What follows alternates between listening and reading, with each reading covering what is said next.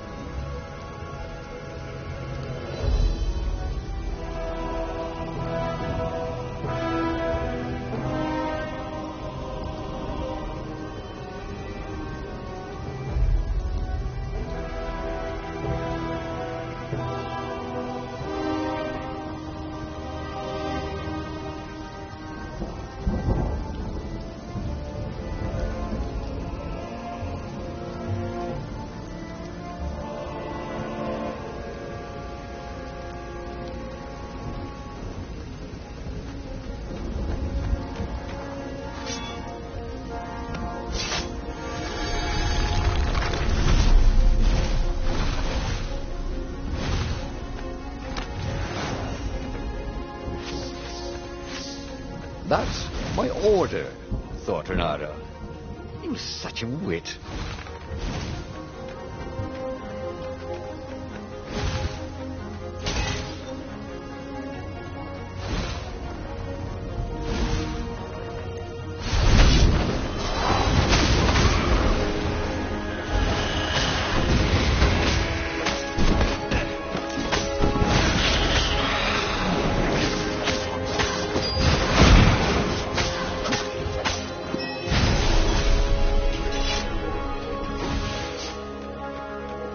He missed her. Not Zenobia. Hypatia, the kid's mother. Renato had never thought he'd date a librarian. He'd always figured himself for the barmaid type. But then, he'd never figured the library of Ubar would have comic books, or that Hypatia would know anything about them. He missed her.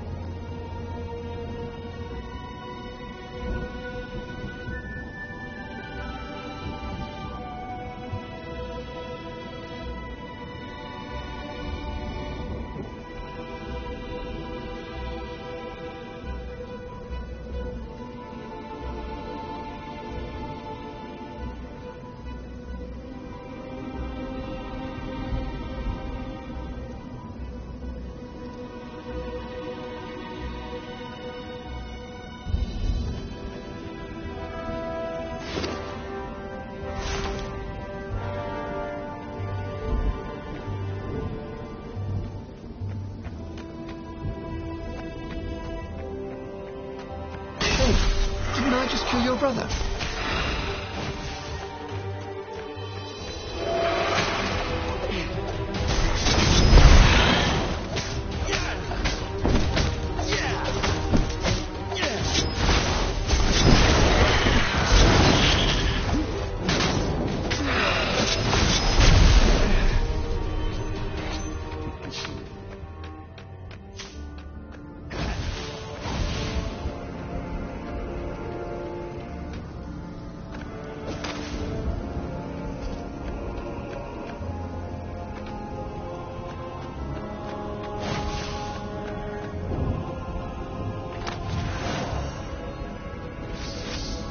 I wonder what he could make with all this ore and essence. Oh, right. Probably a sword.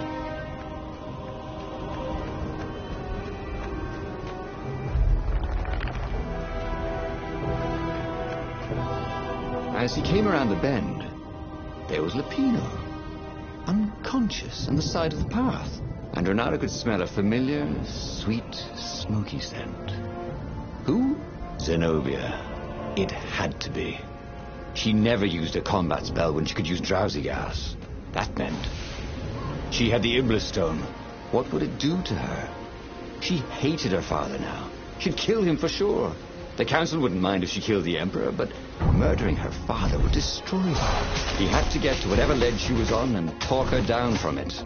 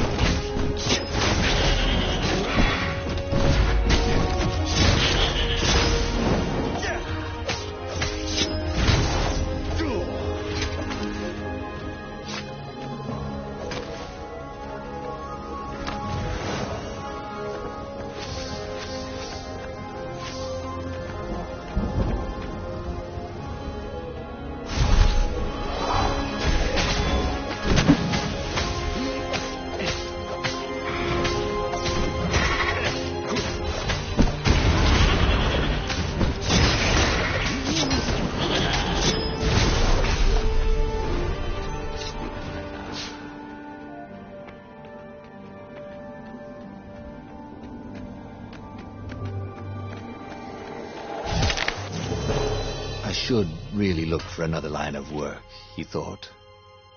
And then he died.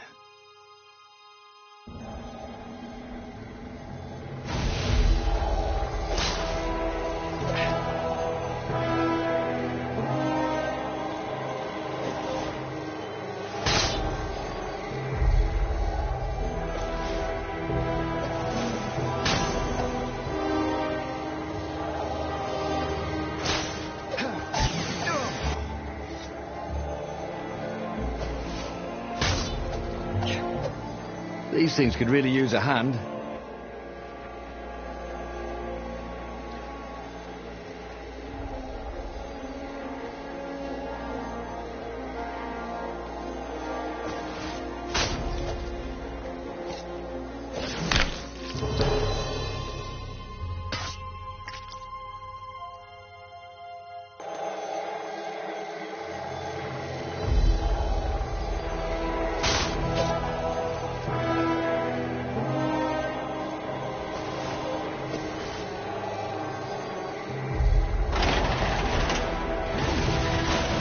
Long stairs.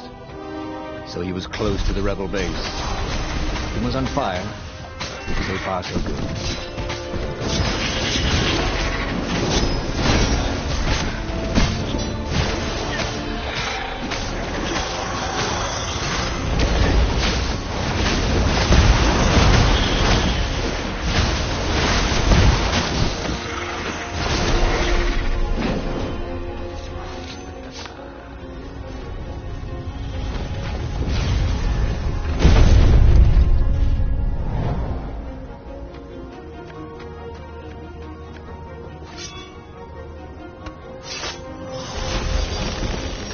Had that door been opened before?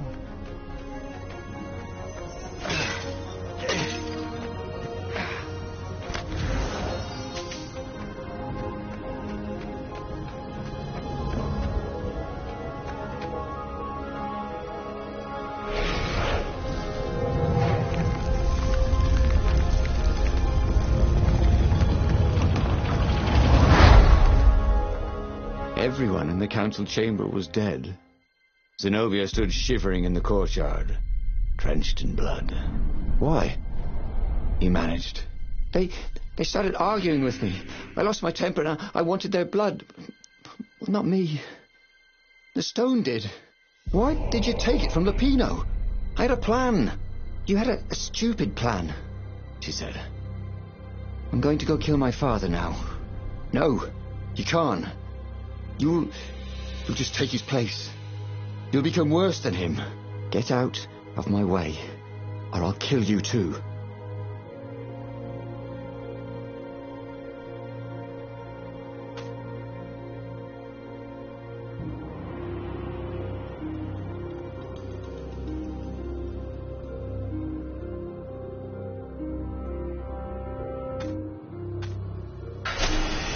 You won't kill me, he said. And I won't let you kill the Emperor. Enraged, she raised the sword. You hate him too? He could sense the Iblis stone, yearning for his death. But she didn't strike. If you kill him, he'll destroy you. I know you. Shut up! She shouted, her sword trembling. I won't lose you again. Not for anything. Get away from me, he said, and he was very close. I can't lose you again. And he was in reach of her sword now. I hate him! I hate you too! I love you, he said for the very first time. And then she was weeping. He was holding her. The sword had dropped from her hand. He glanced at the Iblis stone. It was no longer the black of the void. It looked like coal. No. It glowed like a cinder. It was crackling, burning, crumbling into ashes. You've always loved me, haven't you? She said. She was weak. The stone had taken so much from her. Always, he said. She staggered as he helped her up. Let me take you away. Where? The island of Avalon. The sisters will heal you. He'll follow us. Then we need the Farfarer, the fastest ship in the Empire.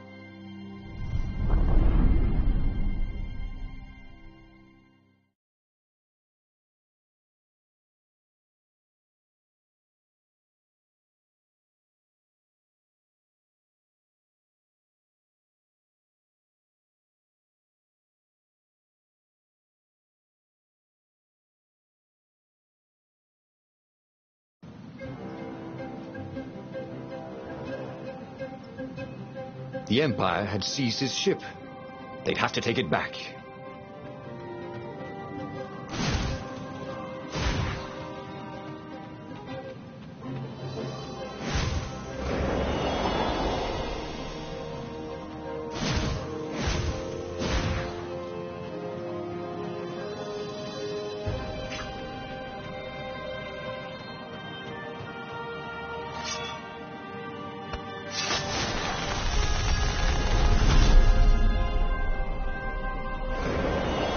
Renato had a feeling that was the back door to something. But what?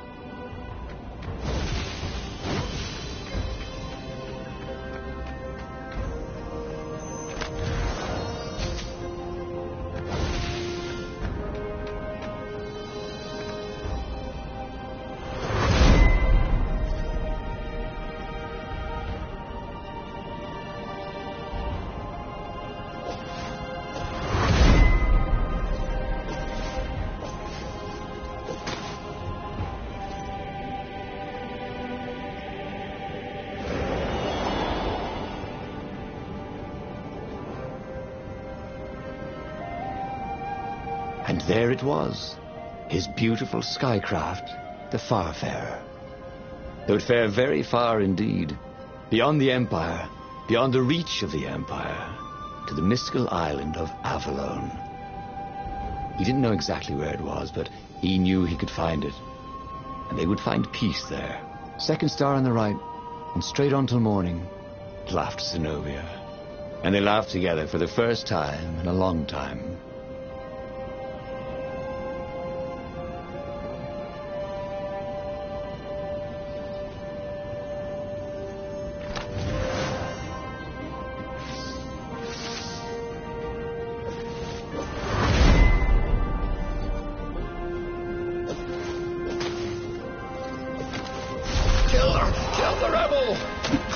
Raven. Treble! Caught another.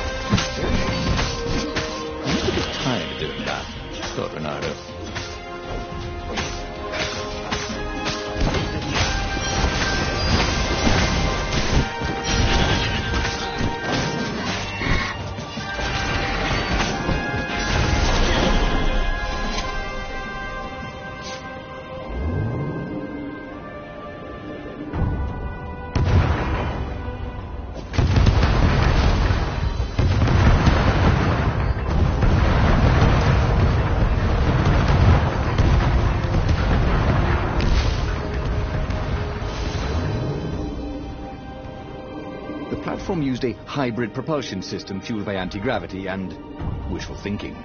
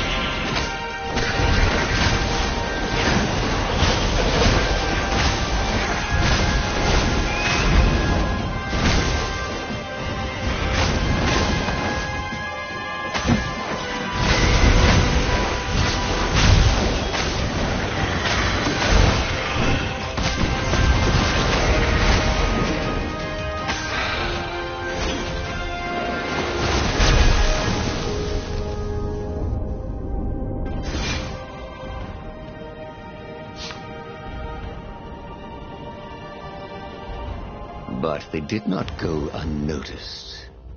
Scout ships lifted off, and the long lance of the Imperial flagship. Bernardo turned downwind to gain speed. The Raven ships could pursue, but they couldn't close. The far speaker croaked, "Return her and live!" "Go sacrifice yourself," yelled Bernardo. "Then you won't have her either." On the flagship, the Emperor was readying some arcane weapon. It couldn't be. It was the core. A devastating beam lanced out of the flagship. Bernardo zigzagged wildly to keep the Farfare out of it. Now the Raven scout ships were closing the distance, and the beam was getting closer too.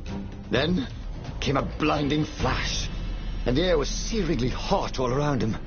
There was a thunderous, deafening roar. He could smell burnt oak and burnt feathers and burnt flesh. But when he could hear and see again, they were alive and unhurt. And they were alone in the sky. Zenobia embraced him. They had done it. Through luck and through love, they had won the war. "Avalon, here we come," he said as he held her arms wide in the prow of the boat and let her feel its speed. "Maybe the real Avalon is wherever we're together," she said. And so, after a bit of an argument, Bernardo and Zenobia went to one of the two Avalons. The one shrouded in mists, or the one in their hearts. But which one they went to, I'll never tell. He'd done it. He'd forged his own destiny. Well, he hadn't actually done it. But he knew what he would do. Renato smiled at the book. He practically wanted to kiss it. The kid's sacrifice hadn't been in vain. He'd saved the book and saved the world. Renato owed him and his mother so much. Renato lowered the mainsail and let the Farfarer shoot forward in the breeze. Second star to the right, and straight on till morning. This time, he would win.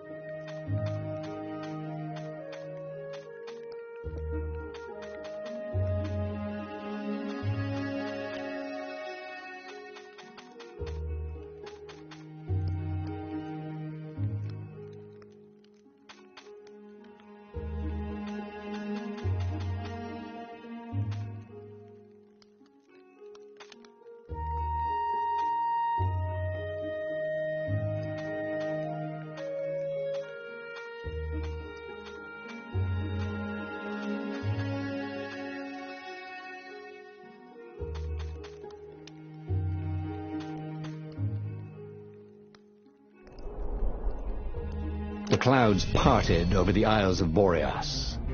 It was time to choose. The rebellion was in trouble.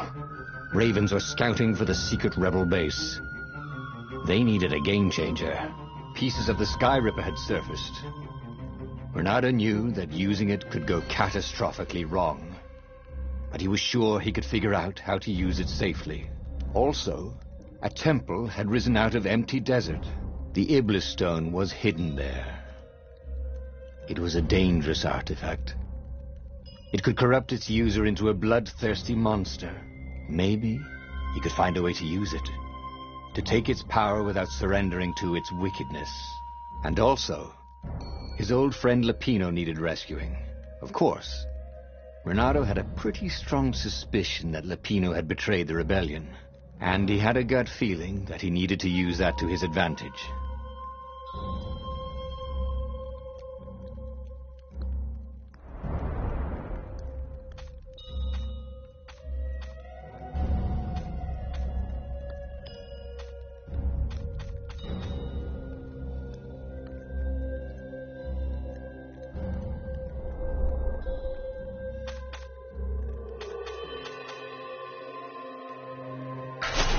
The island was windswept desert.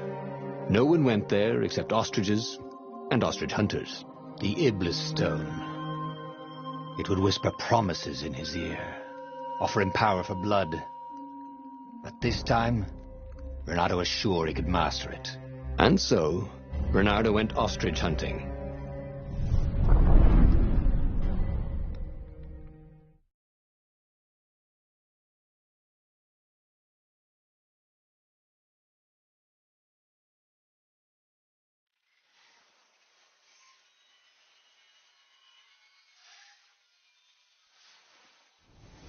Every child could sing verses about the Sky Ripper, But ancient codices held hints of other things. A stone that ate souls. A ruby that drank blood. A jewel only a righteous man could give away. Were all these things the Iblis stone? Long hidden in the buried temple? Another ancient item that was only resurfacing now? Drawn up from the deeps by the Emperor's horrific rituals?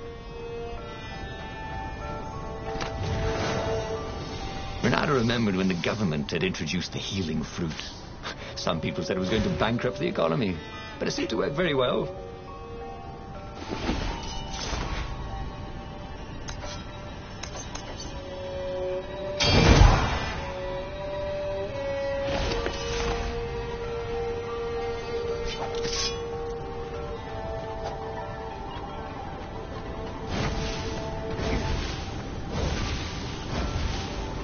What was he doing here? The last time, the stone had fought him for possession of his own soul.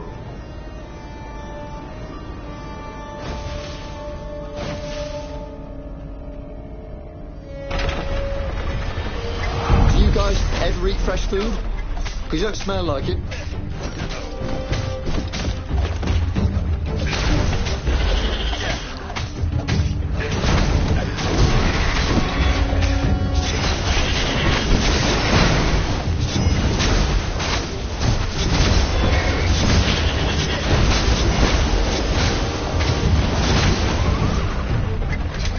Ravens were already here, cawing in frustration.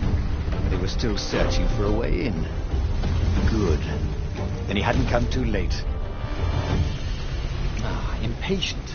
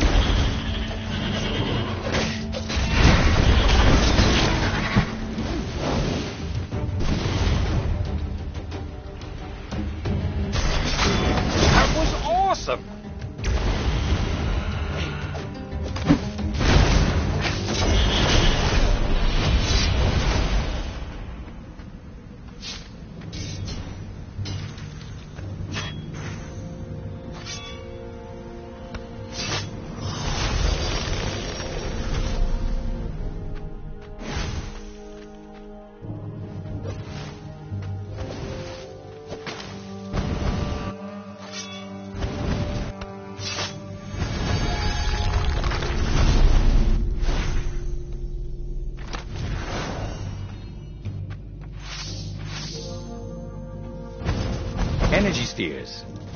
Easy to dodge, but boy do they sting if you didn't pay attention.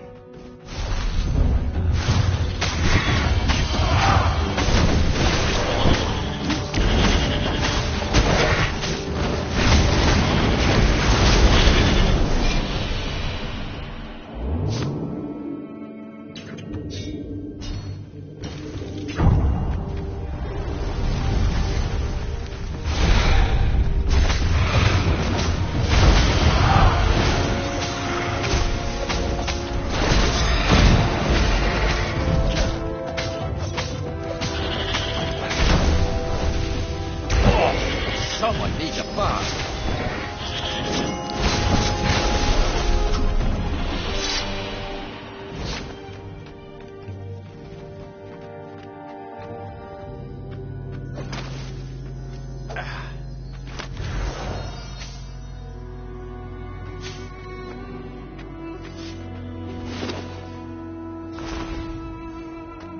There had to be some way to use the Iblis stone. It was old, wasn't it? People are so much cleverer now. And Renato was pretty sure he was cleverer than most people.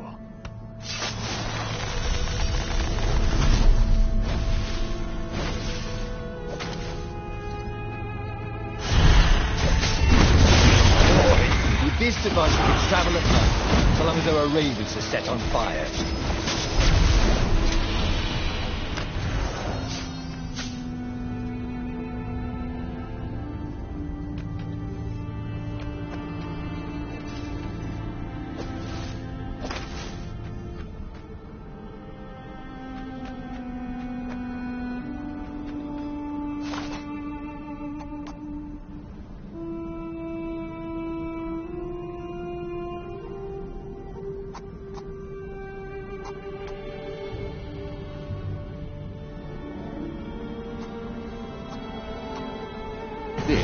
That was way better than being able to shrink down to the size of an ant.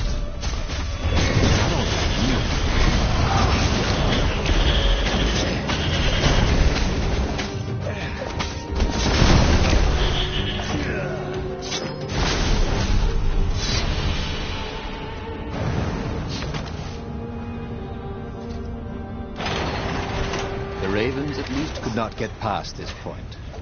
Obviously, the temple builders knew how to deal with tomb raiders.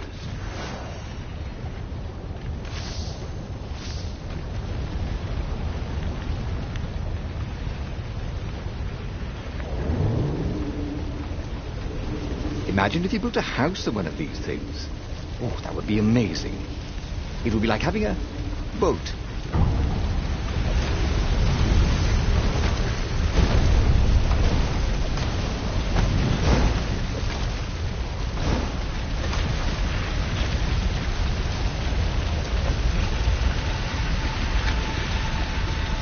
It was a stone of the purest blackness.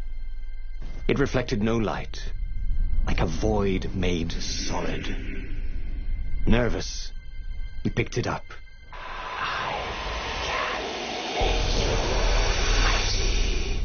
Who said that? It was the stone. Eager, thirsty.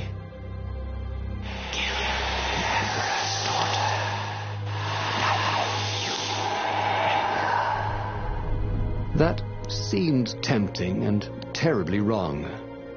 Zenobia was the Emperor's greatest general and a potent witch. But they had been close once. And he had a sneaking suspicion the gem would try to control him. Why not capture the core of Sky Ripper instead? It was the eye of a lost god torn out by the transcendent Emperor to power his greatest weapon. "It's the core," said the stone anxiously. But even though Renato knew how evil the gem was, he had a clever plan for dealing with it.